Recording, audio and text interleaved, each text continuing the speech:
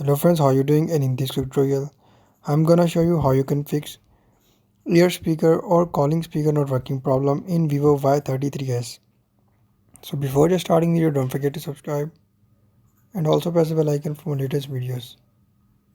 So to fix front ear speaker or calling speaker not working problem in Vivo Y33s, simply first of all you just need to tap on settings icon. So first just go to settings and follow every single step as I'm showing you in this video.